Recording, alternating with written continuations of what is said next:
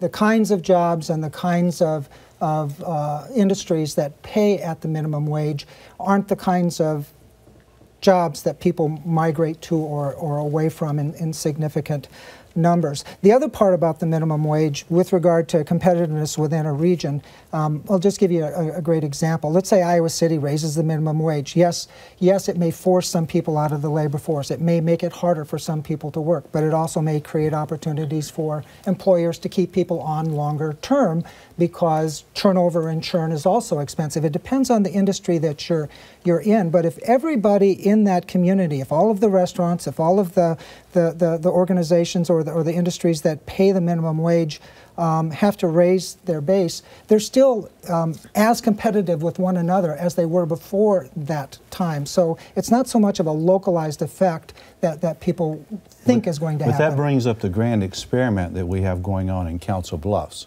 where if you go across the river to Omaha, Council Bluffs, the differential in the minimum wage is $1.75. Mm-hmm. I mean, that's fairly significant. Omaha being higher. Yes, it's $9, $7.25. And we'll see. And usually the impacts are significantly greater when you have a differential within a metropolitan area. But what are you finding? We did an analysis of it, and there are some job losses for Omaha, job losses.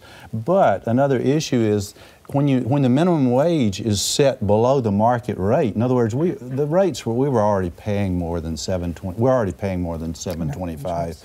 There are labor shortages across the region. But and Kate's the state. question goes to: it's not going to hurt rural Iowa then if Iowa City and Cedar Rapids, maybe even Des Moines, because they're interested in what's going on in Lynn County, if they start paying higher wages.